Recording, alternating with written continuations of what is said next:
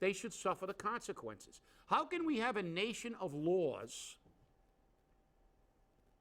when the people who run the nation advocate ignoring the law? Well, just look at our city. We do it every time. We enter into contracts without funding, which is a violation of the law. And then when you're going to court over it, you cut deals real fast with the city council to fund it because you knew you were in violation of the law. And then, of course, the people were just so stupid and obtuse, they just said, oh, see, it wasn't illegal. No, it's not that it wasn't illegal. It was illegal.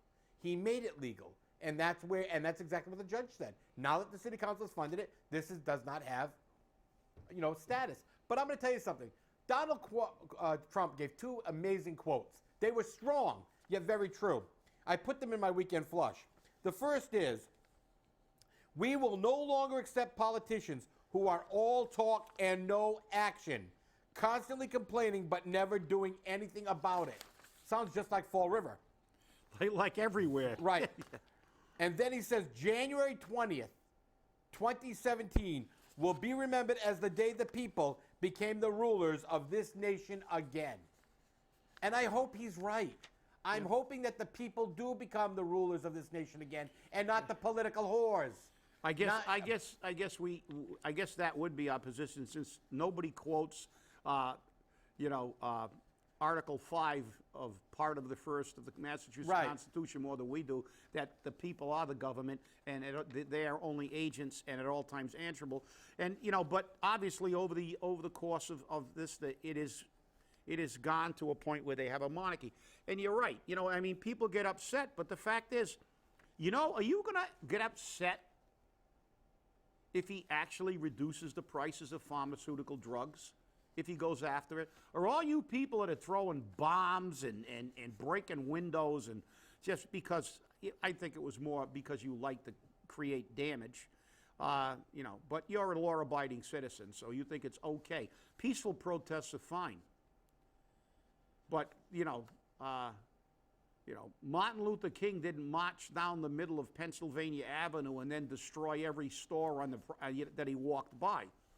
Peaceful protests are fine. Gandhi changed the world, changed the British rule of India with peaceful protests. But this is absolute crap. You're going to say that you don't like something, so now you're going to overthrow the government. Well, because you don't like it. But I'm challenging you. I'm challenging you. If Donald Trump actually does something good, like go after the pharmaceutical companies, I want you to come out publicly and condemn him. I want you to go on television and say, I hate it that Donald Trump is now allowing Americans to buy drugs at the same price that they do all over the world. I hate it that Donald Trump is not allowing pharmaceutical companies to rape and pillage the everyday worker in the United States while they sell their drugs overseas for anywhere from 30 to 75% less.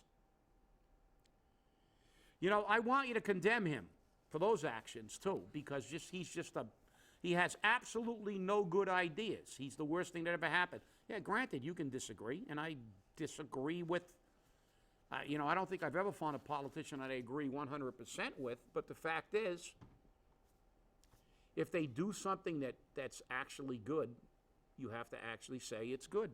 So, there's a challenge. I'm throwing it out to you, and I know that now CJ's been, because he actually wrote something that was wasn't even it was basically just stating a fact, quoting Donald Trump. He's been accused now of being a Trump supporter, and now everybody wants to bomb his house and blow it up. So it's I think since Madonna came out with that statement that she wanted to blow up the White House, that's the new thing. The only good thing about that is they are looking into her. Yeah, they are. I was going to really, that was one of the things I was really going to go on today. Yep. Because, celebrities, because they're celebrities, don't have the right to preach anarchy, especially on their public stage. It's bad enough that we have the The ISIS terrorist cells have to hide. When our elite entertainment class in this country decide that they have the right to preach anarchy and are allowed to do so, this country really is in trouble, because that's like preaching sedition here. So I know it's kind of crazy, but it is. Look, this is going to be a bizarre 4 years. I'm really looking forward to it. yeah. And the thing is, I was listening to a political commentator this morning on one of those disreputable news networks that everybody gets at home without cable or anything else, and he said, you may like him, you may hate him, but in the short term, we can only go by what he currently says. This is going to be a long-range view. In 1 year, in 100 days, we'll see where he's at. In 1 year, we'll see where he's at. And in 2 years, we'll see if he's where he wants to be. Will he produce the jobs? Will he create stability within the economy? Will he make America profitable? Will he make the American people profitable? Will the middle class come back? We won't know for at least 2 years. So, like the people in Fall River always say, oh, you got to give him a chance when they talk about the mayor. But they don't say it about their president. So it's going to be interesting to see. As many people know, they opened the bids last week on the demolition of the King Philip Mill, which has kind of become one of my pet peeves. I wonder why. Yeah, I wonder why. So the SNR Corporation is the one that got it at $1.76 million for one building and $2.53 million for the entire site. I wrote about this over the weekend, and I said very clearly, I want to know how they're going to do this. The Beta Group report says it has to include the entire site. So they're only going to do one building. But the contamination is now the entire site and potentially Cook Pond, which they've already found contamination in Cook Pond, one of the most prolific fisheries in the state. There's nothing in this bid for cleanup costs. And I've spoken to experts across the state, across several states, and they all say the same thing based upon the Beta report, the Beta Group report, and what they're looking at. $12.5 to $25 million in cleanup costs. So how's this company making any money?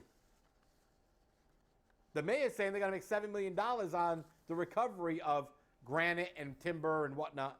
But if it's contaminated, how are they making any money? And with the contamination, where's this going? I wanted people to remember when the Quaker Mill buildings came down. Several people can confirm this, that as they were coming down, they saw asbestos floating in the air.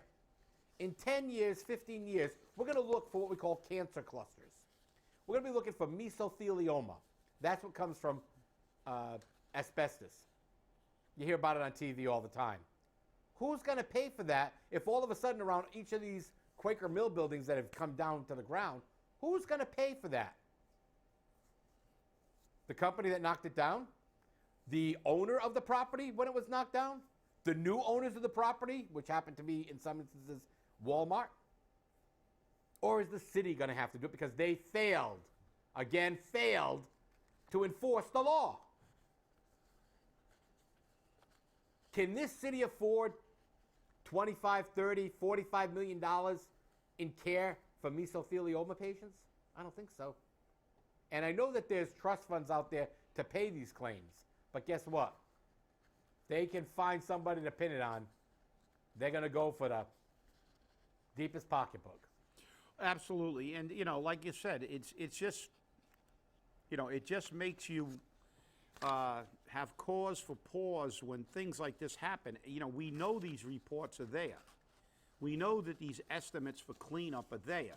We know that the cleanup is supposed to be done prior to demolition. Right. And yet we see on the front page of the Herald News these bids that are absolutely... So what's going to happen to the taxpayer of Fall River? What is going to happen later on when somebody finally steps in and says, you know something? Oh, when one of these contractors said, oh, wait a minute, I can't do this for $1.76 million. We've got a minute. We've been found liable for the mitigation of all these hazardous materials and stuff like that, and it's going to cost another $10 million or $12 million dollars. And guess what's going to happen? And guess who's going to take it in the chin? And even if the city doesn't have to pay, they're going to end up litigating that they don't have to pay because that contractor is going to demand the money. Right. They're going to go, you did not give us sufficient information about the contaminants on this property to give you an accurate bid. And I will say for the record, CNS Corporation did not contact me for the beta group report, although it is available online because I made it there. Several other bidders did. So I have to ask myself, and I sent an email requesting information from this corporation. They haven't responded as of yet. So it's going to be interesting. According to Mark Dion, he's going to apply for a job with the mayor. So he wants to be the new chief of staff. Yeah, yeah, he's funny. Yeah, Mark's going to. Hey, as he said, you don't need experience. That's right. You don't even have to be good at the job. That's right. That's And you'll get a raise. That's right. Yep. So. And I love this. I'll grovel so hard, Correa will be glad to give me a $5,000 raise after a year on the job, maybe sooner. He's quick to reward groveling. But it's true. I mean, look, this guy, he's been in barely a year. He's already gone through 2 chief of staffs. We've had all kinds of people come and go. And the only people that seem to stay or do well are people who are listed on his campaign contribution list. That's not a segue, but yeah, I want to just comment on this other one we've got here on, is crime on the rise or is it just perception? Apparently Cliff Ponte, and it says, crime statistics over the last few years show Fall River has become a safer city with fewer well, I hate to tell you that, Mr. Fraga, from the Herald News. Apparently you haven't seen where Fall River's rankings are about violent crimes and about crime in general. We're at the top in the nation. So, but this is another issue that, you got to pay, very little attention to what comes out of the city because, data is manipulated, and that's the problem. The problem is you've got to look, and as it goes on in this article to say, when you listen to the concerns of these neighborhood association meetings and about the crime in these neighborhoods, you have to say, well, why is these statistics showing it? Because they're being manipulated. If they arrest somebody that's got 6 outstanding warrants, if they want to show that they're making more arrests, they'll classify an arrest for each individual warrant and credit themselves with 6 arrests. If they don't want to show it, they want to show crimes down, they'll make it 1 arrest. And the same thing with fire departments. I'm not picking on the police department. Fire departments used to do that. I'm aware of it. There are communities that didn't have a lot of fires, unlike Fall River, that when they got an alarm, if 4 trucks went there, they considered it 4 separate alarms because each individual piece of apparatus that went there was credited with responding to an alarm.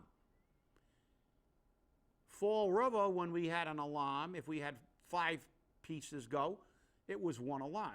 We credited ourselves with 1. And we were always at the top of the state. We didn't need to fudge the statistics. But you see, the problem is perception.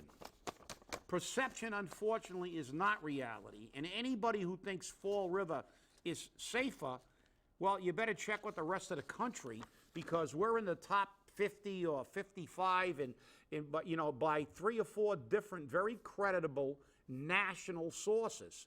And not just in Massachusetts, but this is nationwide statistics. So I just had to make that comment on that thing. CJ, your audio. Oh, sorry about that. That's all right. When you look at this, if you look at the big picture, the total amount of crime may be down.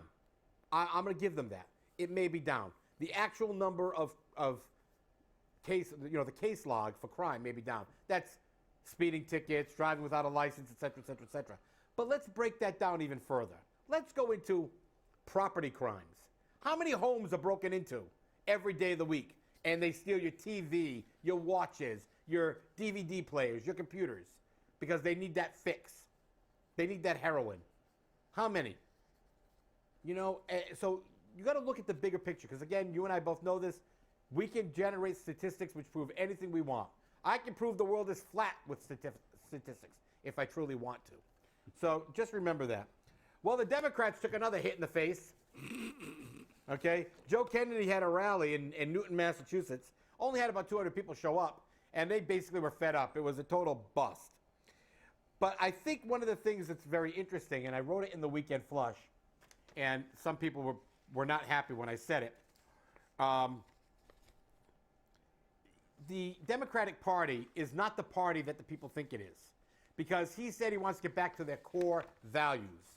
The core values of the Democratic Party was slavery. They believed in stealing they're land. not gonna like you. They believed in stealing land from Native Americans, from the American Indians, so that they could build their agrarian community, their agrarian economic machine, and the Thomas Jeffersonian type of government. They believed in equality for the white man, not the white woman, the white man. They proposed that and advocated for it. And as a matter of fact, for years, for decades, the Democratic Party was an absolute failure on the East Coast. So when you scream that you are a true Democrat, true for the people, go back and look at what your party was formed on, how they started. And more importantly, remember this. You wanted Bernie Sanders, but the Democratic Party said, we don't care what you want. We created a superdelegate system which overrides your votes. So I guess it's really not the Democratic Party. Must be the fascist party. They didn't invent it, though. Remember, in Rome, only Roman males could participate in religion and government. That's right. So nobody else except Romans. But you're right. I mean, look, let's remember who freed the slaves. Abraham Lincoln. That's right. Who, by the way, was a Republican. Right. And remember, two of our greatest presidents, Abraham Lincoln and Theodore Roosevelt, who created the national park system, which is rather ironic when we talk about how all Republicans are always against the environment. And today, unfortunately, most of them are. But the fact is, Theodore Roosevelt not only was led the charge up San Juan Hill and did a lot of things and made some great speeches about no hyphenated Americans and if you can be a naturalized American, but you've got to love America. And his speeches are as relevant today as they were when he gave them. If he was elected today, they'd be smashing down coffee shops and throwing firebombs, you know? That's it. And he was all about America and America first. And he came up with that. He was the one who said about America, an old African proverb, speak softly and carry a big stick. And Theodore Roosevelt didn't hesitate in sending troops anywhere he had to quell anything that was against America. Not to be the policeman of the world as we are today. Don't get me wrong, it was a different thing. But let's just remember, the Democratic Party, tries to say, that's why I'm an independent, by the way. I'm not a Republican either. Basically, I dislike politicians from either party. They're, as far as I'm concerned, they're totally useless. My position as an independent is very clear. We should put people in for a term or two, and then they should go back and get a job. But the court said we can't do that. There should nobody should have politics as a career for a lifetime. Nobody should be in a special class where they get health care for life and pensions for life by just serving a day like they do in Congress.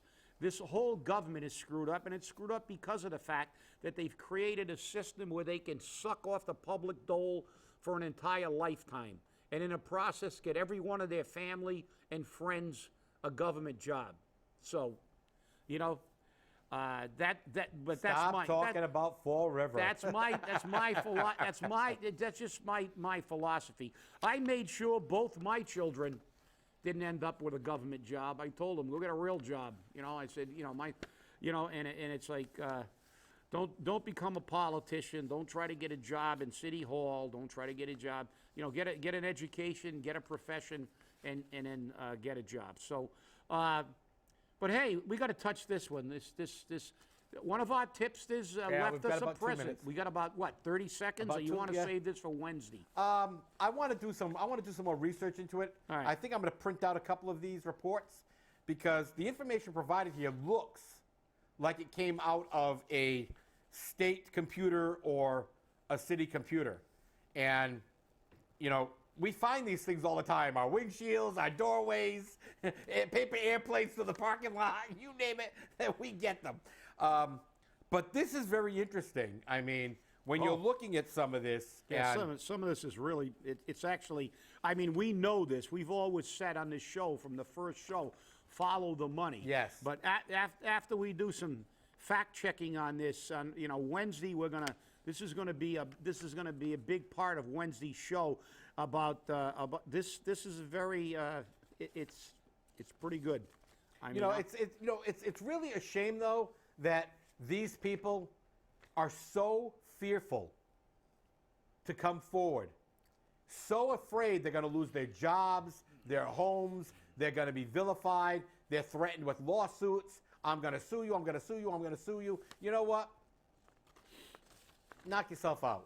The thing is that you are the government. You are the keeper of the government. The government gets its authority and its power from you. And if you feel frightened, if you are scared to come forward because you've been threatened by any elected official or by any of the elected officials' minions, you should go forward and don't go to the Florida police. Don't go to the state police. Go to the feds. Yeah, Go to the feds. It is tragic that I'm reading this, and it was sent to the OCPF, and it's, to me, what disturbs me is that this is a entity that's supposed to oversee these things, and yet they never do anything unless they get report. You have to tell them to do their job. They should be monitoring this stuff, and they should look at this. They should pick this up.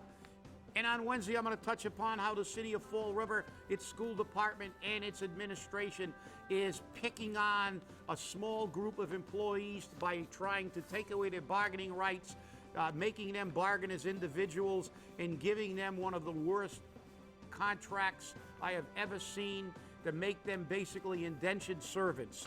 So stay really angry and come back Wednesday, because we got some really good stuff coming up. Oh, yeah, definitely. On Hump Day. And welcome to Slave City, USA. Stay angry. Have a great week. We'll see you Wednesday.